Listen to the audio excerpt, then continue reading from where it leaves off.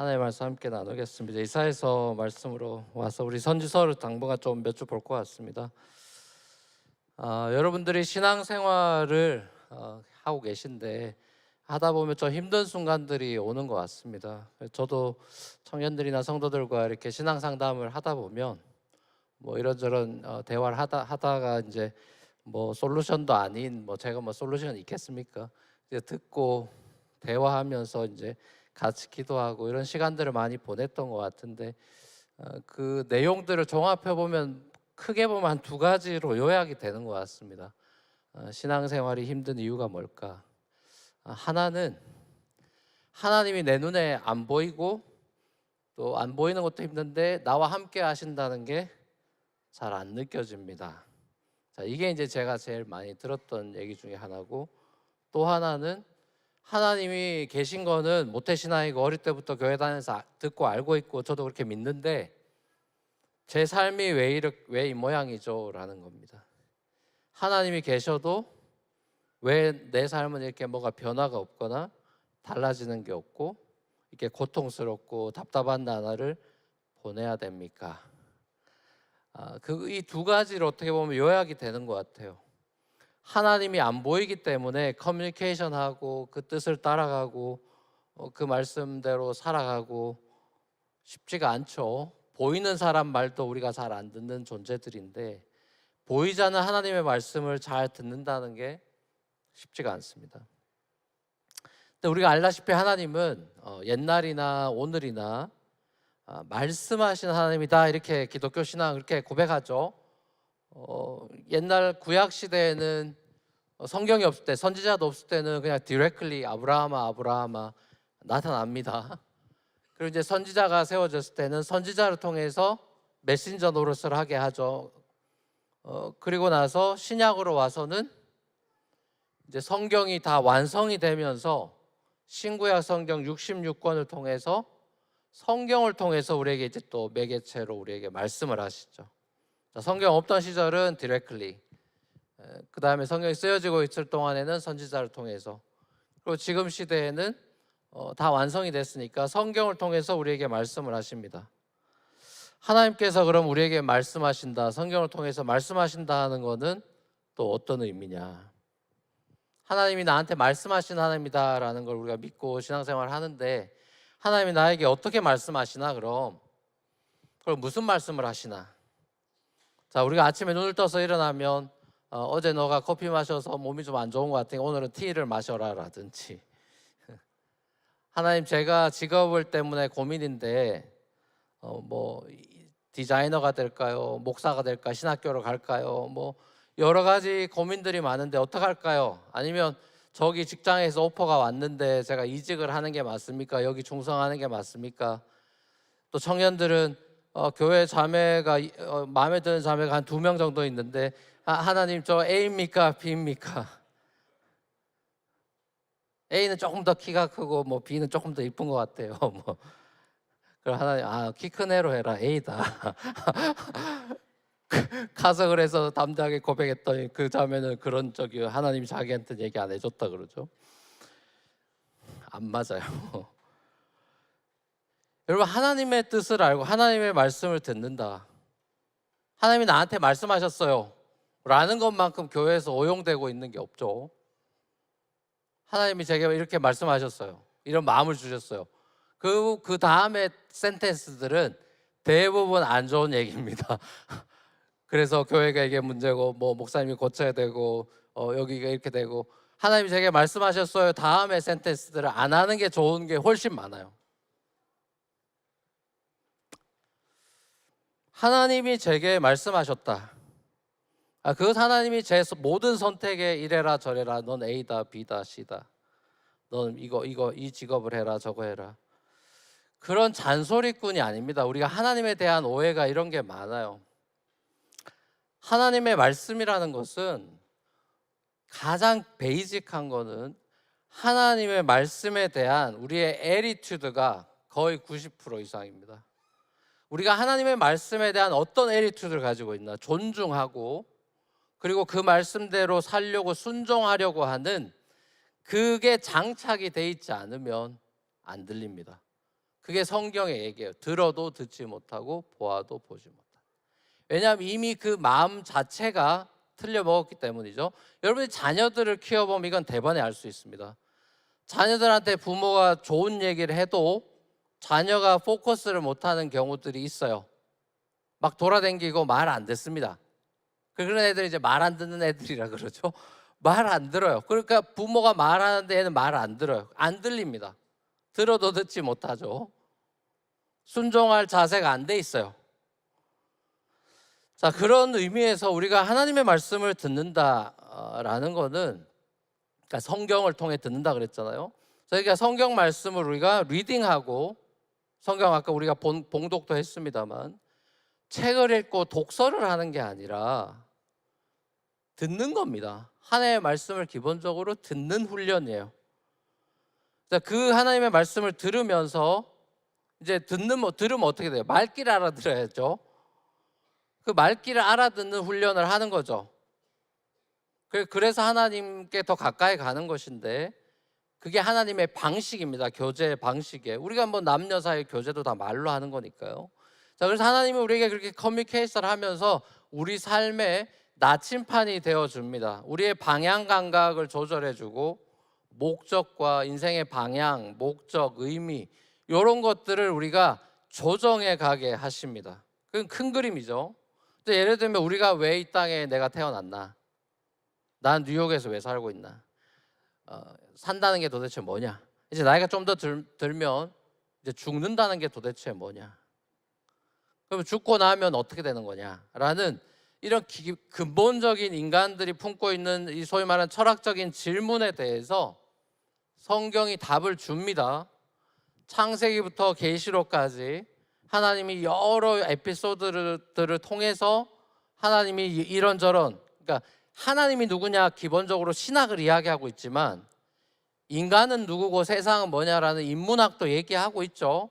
그게 다 들어있죠, 성경 안에는. 자, 그래서 그 하나님의 이야기를 통해서 우리가 하나님도 알아가고 인간도 알아가는, 이게 존 켈빈이 기독교 강요 챕터 1에서 말한 knowledge of God and knowledge of man, 그게 성경의 얘기예요. 자, 하나님이 우리가 어떤 분이냐를 알아가는 게 신앙생활이라고 할 때, 하나님이 어떤 분이냐를 알려면 하나님이 역사 속에 개입하셔서 뭘 하셨냐를 봐야 되겠죠.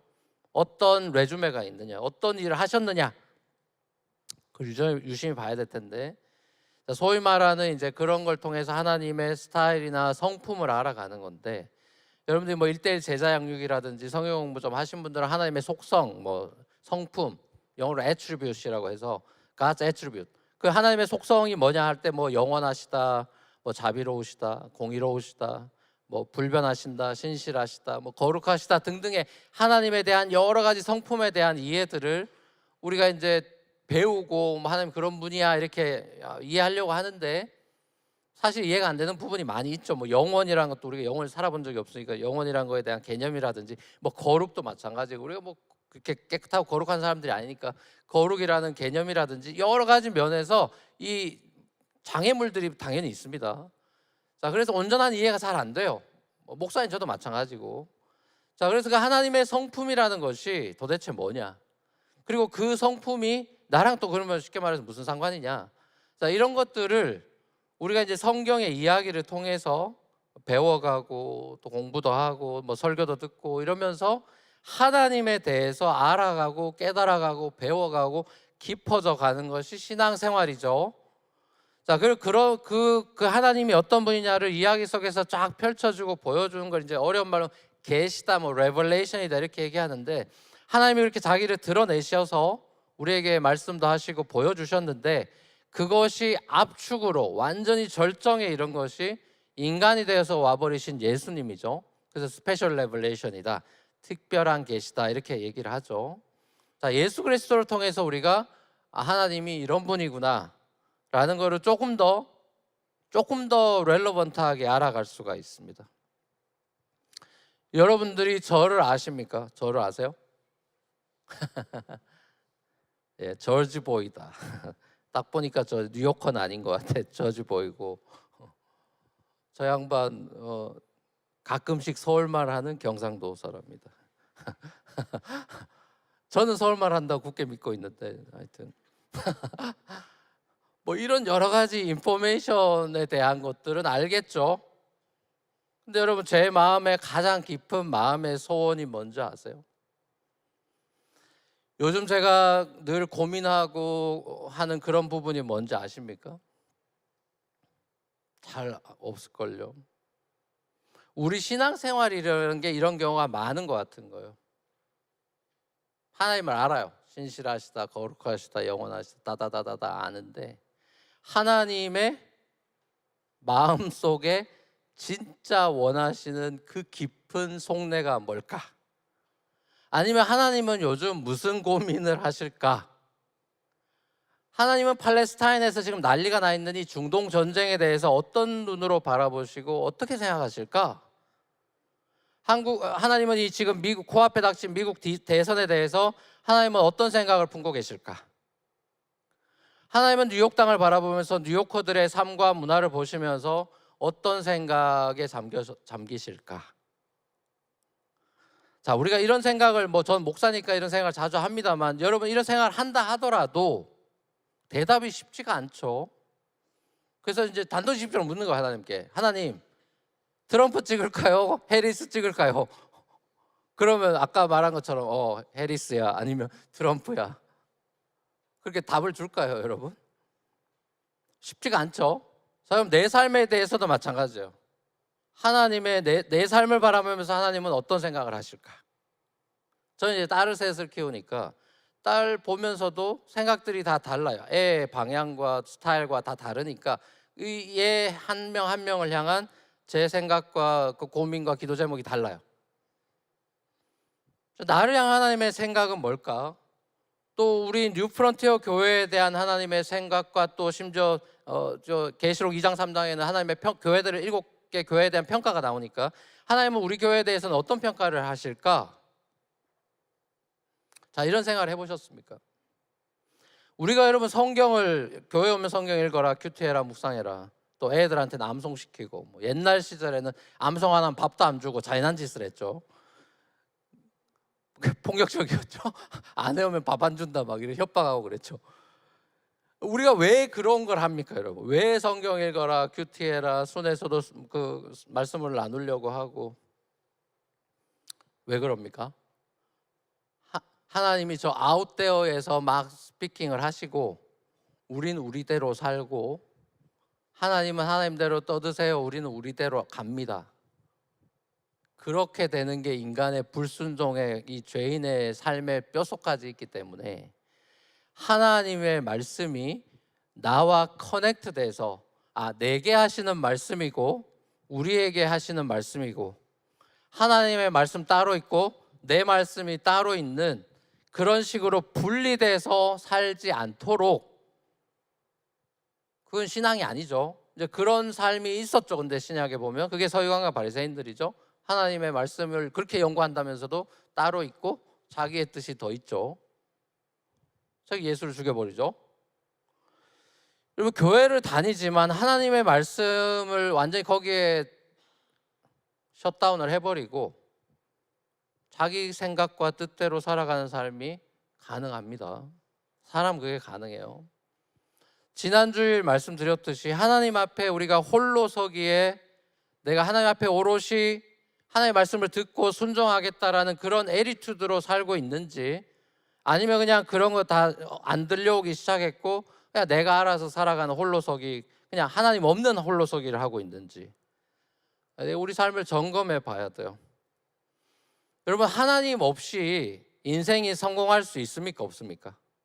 하나님 없이, 하나님의 도움 없이 인생이 성공할 수 있어요? 없어요? 자, 있다 1번, 없다 2번. 이제 사지선다로 해야 돼. 우리 다 사지선다에 넣어드리라.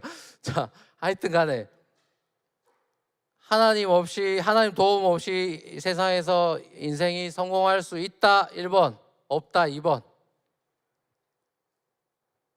뭐예요? 당신들은 3번입니까? 여러분, 세상적인 사람들이 원하는 기준, 뉴요커들이 원하는 성공은 사실은 예수 안 믿어야 확률이 높습니다. 잘 들으세요. 요거 잘라서 편집하면 저 이제 교단에서 잘립니다. 악마의 편집하면 저 이제 큰일 나는 거예요. 보세요. 세상적인 뉴요커들이 바라는 성공은 사실 예수 안 믿어야 확률이 높아요. 무슨 말이냐? 하나님이 아니라 돈을 쫓아야 돈을 더 많이 벌 수 있습니다.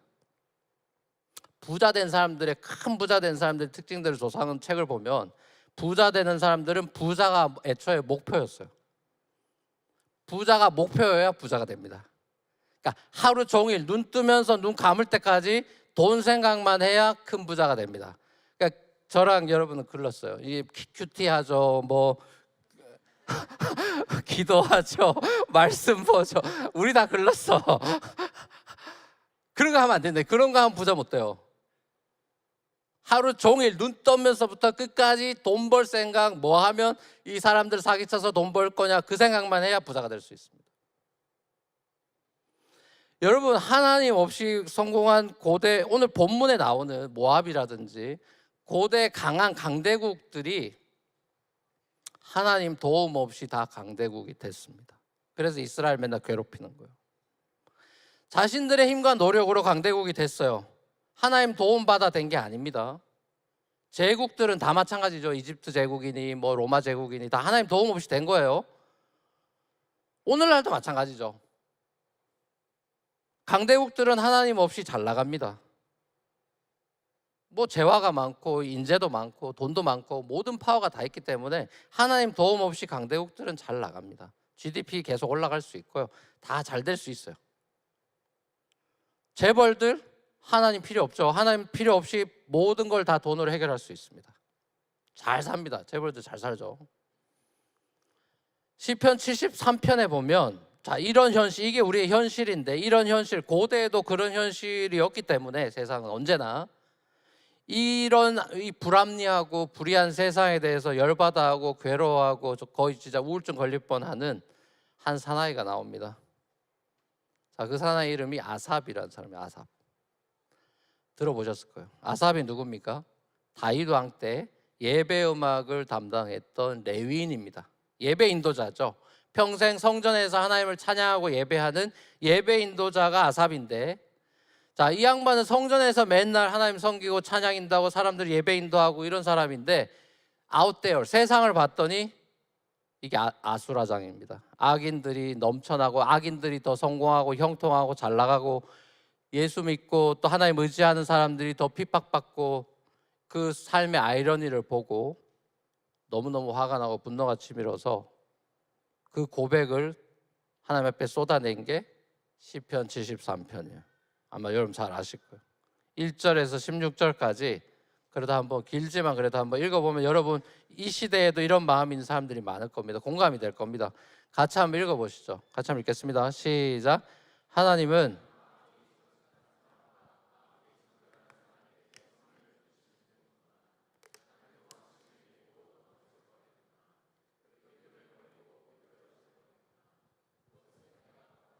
셈하고 악인들이 누리는 평안을 부러워했기 때문이다. 그들은 죽을 때에도 고통이 없으며 몸은 멀쩡하고 윤기까지 흐른다. 사람들이 흔히들 당하는 그런 고통이 그들에게는 없으며 사람들이 의뢰당하는 재앙도 그들에게는 아예 가까이 가지 않는다. 오만은 그들의 목걸이요 폭력은 그들의 나들이 옷이다. 그들은 비둥비둥 살이 쪄서 거만하게 눈을 치켜뜨고 다니며 마음에는 헛된 상상이 가득하며 남을 비웃으며 악의 참 말을 쏘아붙이고 거만한 모습으로 포근하기를 즐긴다. 입으로는 하늘을 비방하고 혀로는 땅을 휩쓸고 다닌다. 하나님의 백성마저도 그들에게 홀려서 물을 들이키듯 그들이 하는 말을 그대로 받아들여 덩달아 말한다.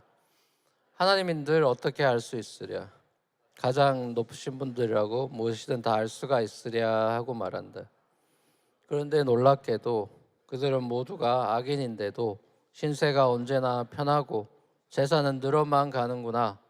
이렇다면 내가 깨끗한 마음으로 살아온 것과 내 손으로 죄를 짓지 않고 깨끗하게 살아온 것이 허사라는 말인가? 하나님, 온종일 나를 괴롭히셨으며 벌하셨습니다. 나도 그들처럼 살아야지 하고 말했다면 나는 주님의 자녀들을 배신한 일을 하였을 것입니다. 내가 이 얽힌 문제를 풀어보려고 깊이 생각해 보았으나 그것은 내가 풀기에는 너무나 어려운 문제였습니다. 보세요. 이 옛날부터도 믿음의 사람들이 비틀거리는 이유가 나쁜 놈들이 잘 나간다는 거예요. 예배 인도자로 신실하게 섬기고 있는데 밖에 있는 예수 안 믿는 사람들이 오히려 더 떵떵거리고 잘 살고, 이게 도대체 어떻게 된 거냐? 하나님의 블레싱은 어떻게 되는 겁니까? 소위 말하는 신정론이죠. 디아더스의 문제죠. 지금도 마찬가지. 선하신 하나님이 계신데 왜 세상은 이 모양이냐? 왜 악이 더 잘 나가냐? 왜 악과 서퍼링이 있느냐? 이 신정론의 문제는 쉽지 않은 문제죠. 풀기 어렵다, 너무나 풀기 어려운 문제입니다, 이렇게 얘기하고 있죠. 자, 이런 고민이 깊었을 겁니다. 우리도 문득문득 이런 생각들을 할 때가 있습니다. 기도해도 안 되고 뭐 해도 하나님 안 도와주는 것 같고, 뭐 그런 시간들 우리가 겪죠. 아삽도 이제 그런 셈이죠. 자, 그러면서 이제 그런 시간들을 아삽이 꽤 보낸 것 같아요. 이제 시편이라는 것이, 이것도 다 시편이겠다. 시편의 특징은 다윗도 마찬가지고 막 비탄시를 막 잔뜩 써놓고 불평을 막 해놨다가 갑자기 톤이 바뀌어서 뒤에 가서는 주님을 찬양합니다 막 이렇게 끝나죠. 그래서 우리가 읽으면서 이건 뭐야? 얘 바인가? 이렇게 되잖아요. 바이폴라인가 얘? 그 왜 그럽니까, 여러분? 그 시편이 그렇게 그 자리에서 쓴 거를 적어 놓은 게 아니라 다 나중에 에디팅이 되고 또 공동체가 고백하고 했던 거기 때문에, 그 기도문 같은 거기 때문에 이 앞에 고민과 뒤에 그 찬양 사이에 간극이, 시간의 갭이 굉장히 큽니다. 바로 톤이 바뀌어가지고 그렇게 되는 게 아니고요. 그 앞에 고백과 그 바뀐 고백의 시간의 갭이, 시편을 항상 읽으실 때 그 시간의 공백이 크다는 걸 아셔야 돼요. 그래야 이게 말이 됩니다. 이 아삽도 마찬가지예요. 자, 지금까지 굉장히 야, 나도 진짜 이 세상이 이렇게 되는 거 너무 풀기 어렵고 괴로운 문제입니다, 이렇게 하죠. 자, 그리고 이제 그 괴로움의 시간들이 지나고 이제 반전이 이제 그 후반부에 나옵니다. 그게 17절에서 28절에 그러나로 시작합니다. 자, 요 반전도 한번 읽어보죠. 같이 한번 읽어보겠습니다. 시작. 그러나 마침내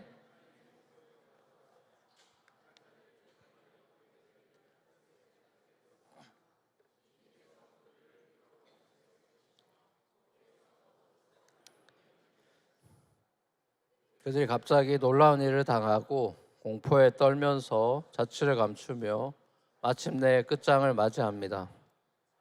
되어서 일어나면 악몽이 다 사라져 없어지듯이 주님께서 깨어나실 때에 그들은 한낮 꿈처럼 자취도 없이 사라집니다. 나의 가슴이 쓰리고 심장이 찔린 듯이 아파도 나는 우둔하여 아무것도 몰랐습니다. 나는 다만 주님 앞에 있는 한 마리 짐승이었습니다. 그러나 나는 늘 주님과 함께 있으므로 주님께서 내 오른손을 붙잡아 주십니다. 주님의 교훈으로 나를 인도해 주시고 마침내 나를 주님의 영광에 참여시켜 주실 줄을 믿습니다. 내가 주님과 함께하니 하늘로 가더라도 내게 주님밖에 누가 더 있겠습니까? 땅에서라도 내가 무엇을 더 바라겠습니까? 내 몸과 마음이 다 시들어가도 하나님은 언제나 내 마음에 든든한 반석이시오 내가 받을 몫의 전부이십니다. 주님을 멀리하는 사람은 망할 것입니다. 주님 앞에서 정절을 버리는 사람은 주님께서 멸하실 것입니다. 하나님께 가까이 있는 것이 나에게 복이니 내가 주 하나님을 나의 피난처로 삼고 주님께서 이루신 모든 일들을 전파하려 합니다. 아멘. 자, 그러나로 시작하는 마침내, 그러나 마침내의 반전이 일어날 때 하나님의 성소에 들어가서야 깨달았다, 이렇게 돼 있죠. 자, 구약의 얘기죠. 우리 지금으로 치면 하나님과의 관계, 하나님 앞에 기도하는 자리, 하나님 앞에 예배하는 자리, 그러니까 세상의 소리와 세상 바라보면서 시험 들고 짜증나고 분노가 치밀고 이거 도대체 뭐냐, 계속 그 문제를 세상 안에서 풀어보려니까 답이 없죠. 그러니까 안 풀리죠. 풀 수가 없죠, 이 문제를.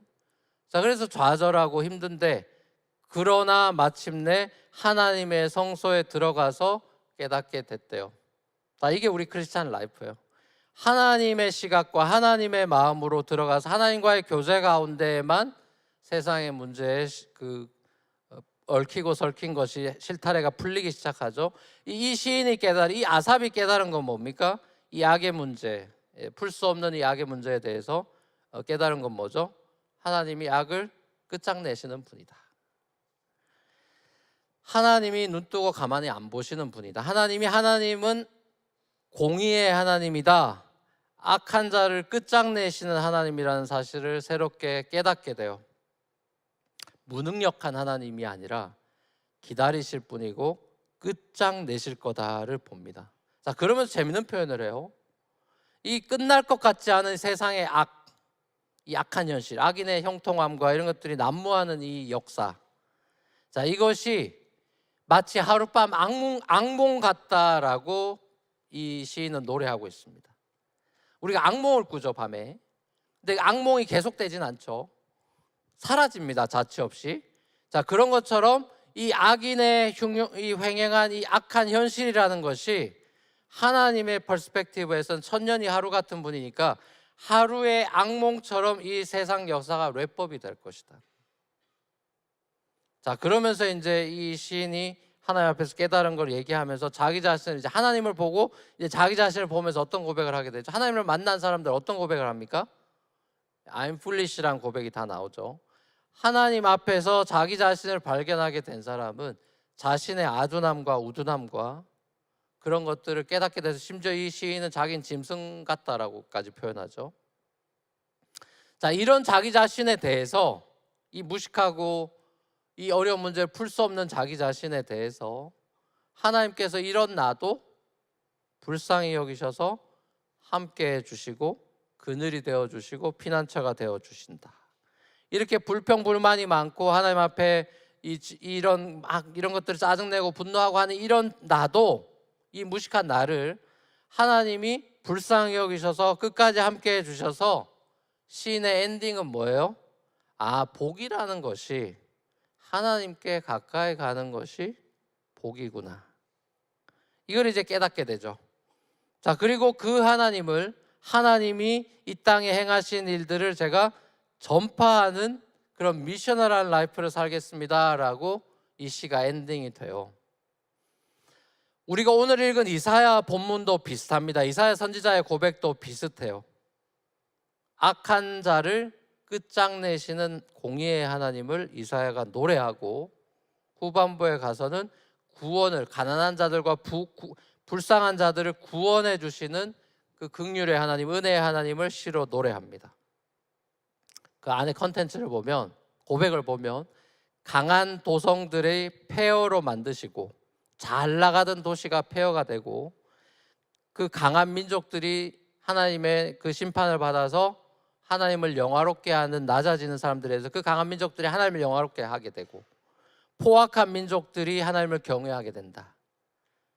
자, 그 세상의 강자라는 사람들이 하나님을 높이는 이 험불하게 된다는 얘기가 나오고 가난한 사람들에겐 하나님이 요새가 되어주시고 폭풍우를 피할 피난처가 되어주시고 태양볕에 쉐이드가 되어주신다 라는 그 찬양을 하고 있습니다. 쉽게 말하면 하나님이 강한 자도 약한 자도 다스리고 선과 악을 하나님은 주관하고 계시고 분명히 악에 대한 심판이 있다라는 것을 이 아삽도 그렇고 이사야도 그렇고 노래하고 있습니다. 자, 그러면서 이 이사야 오늘 본문의 가장 큰 특징 중에 하나는 이 땅의 가장 큰 풀 수 없는 숙제요 고통과 슬픔은 결국 죽음이죠. 자, 인간이 아무리 과학이 발전하고 난리가 나도 해결할 수 없는 게 죽음인데, 자, 이 죽음을 영원히 하나님이 멸하십니다라고 이사야가 노래하고 있어요. 자, 그러면서 당신의 자녀들의 그 수치를 흘리고 있는 눈물을 닦아주시고 모든 수치를 없애주시는 그날이 오면이라고 9절부터 고백을 하고 있죠. 자, 이런 패시지를 읽으면 바로 요한계시록이 떠오르죠. 우리 눈에서 눈물 닦아주는 그 새하늘과 새 땅의 날. 자, 이사야가 그날을 노래하면서 그날의 풍성한 잔치의 그림을 보여주고 있습니다. 좋은 와인 꺼내고 좋은 소고기 꺼내고 좋은 맛있는 동네 잔치의 그 씬을 보여주고 있죠.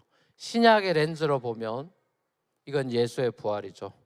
죽음의 권세를 깨뜨리고 승리하신 예수의 부활 커뮤니티가 누리는 이런 풍성한 잔치에 대한 그림을 이사야가 내다보고 있습니다. 여러분, 예수 그리스도의 부활의 의미가 뭐죠? 죽은 사람이 살아났다는 깜짝 쇼나 기적을 의미하는 것이 아닙니다. 그리스도의 부활은 악에 대한 심판입니다.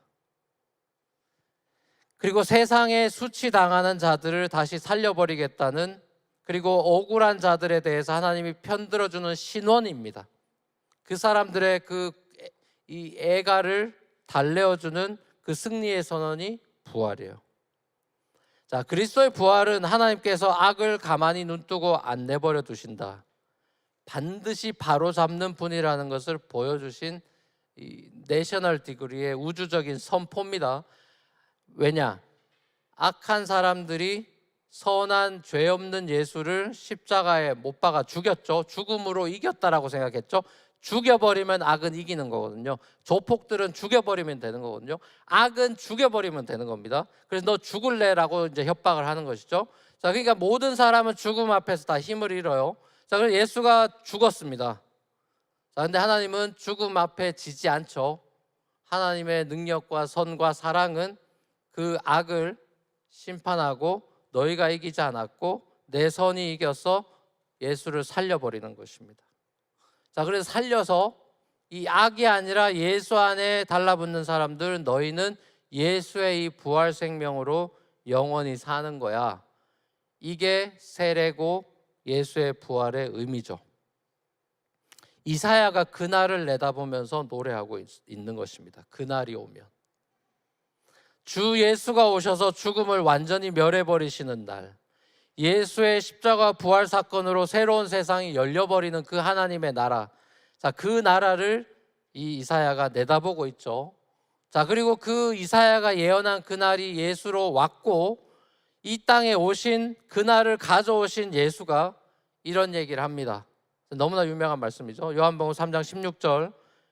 요것만 우리가 대부분 아는데 19절까지 패키지로 사실 같이 읽어야 됩니다. 같이 한번 읽어보겠습니다. 같이 한번 읽겠습니다. 시작. 하나님께서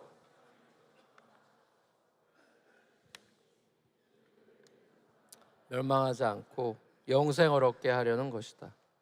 하나님께서 아들을 세상에 보내신 것은 세상을 심판하시려는 것이 아니라 아들을 통하여 하시려는 것이다. 아들을 믿는 사람은 심판을 받지 않는다.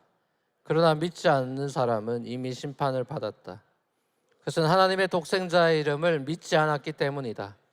심판을 받았다고 하는 것은 빛이 세상에 들어왔지만 사람들이 자기들의 행위가 악함으로 빛보다 어둠을 더 좋아했다는 것을 뜻한다. 아멘. 자, 예수가 빛으로 왔지만 사람들은 이미 다 디폴트가 모두가 다 죄인이고 심판 아래 있기 때문에 빛을 좋아하지 않고 어둠을 좋아하는 사람들. 자, 그게 빛으로 예수가 오셔서 심판하러 오신 게 아니라 구원하려 왔다. 아무도 멸망하지 않고 그를 믿으면 영생을 얻게 하는 것이 salvation, Jesus라는 이름의 뜻이죠. 그렇게 예수가 태어나서 왔습니다. 자, 복음은 그거예요. 이 세상의 악과 죽음을 이기신 영원한 구원자이신 예수가 오셔서 그 예수 안에 그를 믿고 따르고 그 안에 들어가는 사람들 생명을 얻는다라는, 영원한 생명을 얻는다는 기쁜 소식이 복음이죠. 비록 우리가 이 땅에서 환난을 만나고 또 때로는 도저히 이해할 수 없는, 하나님이 계신데 내 삶에 이런 고통과 악이 왜 있는 거지? 뭐 그게 이제 오두막이란 책이라든지 여러 책에서도 이런, 또 제레드 스위트의 하나님의 뜻이란 책이라든지 이런 데 보면 예수 잘 믿는데 막 엄청난 고난을 겪는 사람들의 이야기가 나오고, 뭐 욥도 마찬가지고. 자, 도저히 이해할 수 없는 삶의 길을 걸어야 돼요. 그래서 이제 비틀거리죠. 아삽처럼 비틀거리죠. 믿음을 잃을 뻔하기도 하고 하나님을 떠나버릴 뻔하기도 하고. 자, 그러나 하나님이 그런 하나님의 그런 사람들을 붙잡습니다. 하나님이 이제 견인한다 이런 표현을 하죠. 하나님 붙잡아요. 자, 그래서 이 아삽도 그런 표현을 하죠. 주님이 내가 늘 주님과 함께 있어서 주님께서 내 오른손을 붙잡아 주십니다. 그런 표현을 합니다.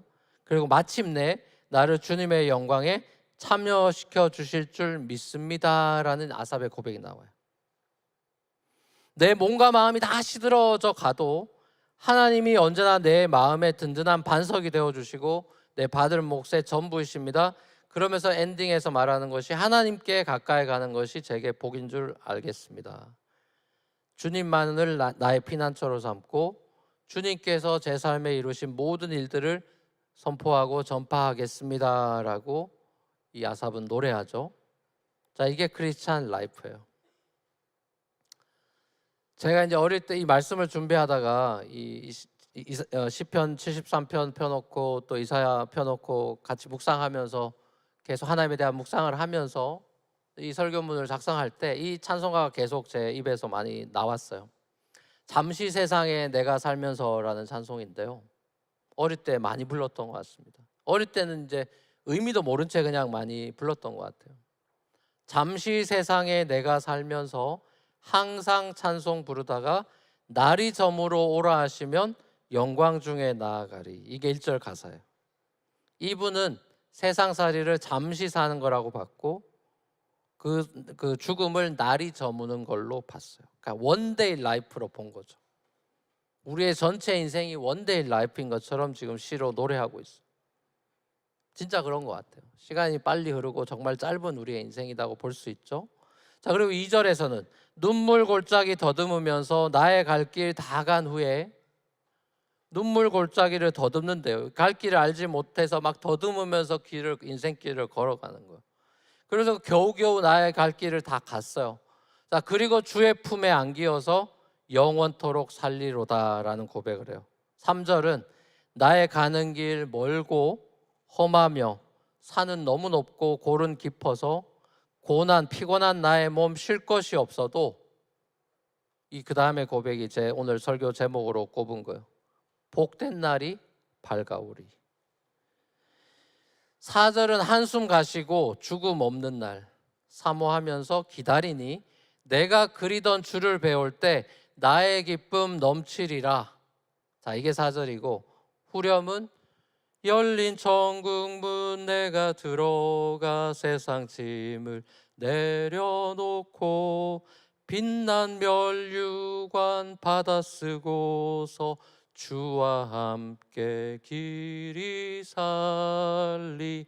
이 찬송가예요. 제가 이 어릴 때는 아무 생각 없이 불렀던 이 가사를 곱씹고 또 시편과 이사야를 보면서 또 여러 우리 성도들의 힘겨운 삶을 사는 성도들을 떠올리면서 야, 진짜 그런 것 같다. 나이가 사람이 먹어가면 좀 철이 들면서 인생의 고난과 아픔과 어려움이 보이죠. 자, 그게 우리의 인생이죠. 전도서가 얘기한 인생이 수고와 슬픔뿐이다. 뭐 그런 느낌이 들 때가 있죠. 자, 그래서 우리의 삶이 쉽지가 않아요. 눈물 골짜기를 더듬는 것 같은 삶입니다. 근데 이 시인의 노래처럼 우리의 삶이 엔딩이 있죠. 영원히 이 땅에서 사는 게 아니잖아요. 근데 우린 자꾸 까먹어요. 그래서 이런 주일 예배가 필요하고 계속해서 constantly reminding 할 필요가 있는 겁니다. 세월은 짧고 우린 주님 앞에 갑니다. 우리가 이 땅에 속한 사람들이 아니죠. 우린 나그네잖아요. 여기서 뉴욕에서 영원히 살 사람들이 아니잖아요. 어릴 때 불렀던 또 찬양이 떠오르더라고요. 죄 많은 이 세상은 내 집 아니네. 내 모든 보안은 저 하늘에 있네. 주일학교 때 부르는 거 나는 구원열차 올라타고서 하늘 날아가죠. 그러니까 옛날 노래들은 천국 지향적이고 내세를 향한 열망이 강했어요. 또 그게 투머치라서 이단도 많았죠. 이 세상을 다 내팽개쳐버리고 가버리겠다라는 익스트림이 있었다면 지금 시대는 제가 보기에는 너무 또 이거 내세 내팽개치고 현실에서 잘 살자 주의로 가고 있어요. 이 밸런스가 없어요. 항상 사람 밸런스가 어렵거든요. 여러분, 이게 바울을 잘 보시면 바울은 현실에서 미친 듯이 선교하고 복음 전하기 위해 돌아다니지만 그는 빌립보서를 보면 항상 몸을 내밀면서 표대를 향하여 달려간다고 하고 있어요. 이 균형이 필요해요. 여러분의 현실의 삶을 살아내야 되지만 우리의 파이널 데스티네이션에 그 시선을 놓치면 안 됩니다. 전 설교 때마다 천국을 강조하는 사람입니다. 이 땅에 누리는 하나님 나라도 너무 소중하고 중요하지만 우리의 엔딩과 부활의 날, 우리 그리스도인들의 영원한 소망인 이 엔딩을 생각하지 않으면 우리는 살아갈 힘의 그 에너지나 기쁨이나 기름을 조달받을 수 없습니다. 그건 제가 신앙생활하면서 여러 번 깨닫는 부분이에요. 이 땅의 문제가 해결되는 거로는 계속 못 달립니다. 그럼 해결 중심으로 가면 다른 문제가 오면 또 넘어져요. 그러나 우리가 하늘 소망으로 가득 채워져서 이게 과정인 줄 알고 끝을 봐버리는, 제가 첫 번째 책을 썼던 그 행복한 거북이 느려도 행복하다, 그 파이널 데스티네이션을 봤다는 거죠. 토끼는 끝을 안 보니까 조금 잘 되면 교만하고 넘어지고, 거북이보다 내가 빠르다고 우쭐하고 나태해지고 그렇게 되는 거죠.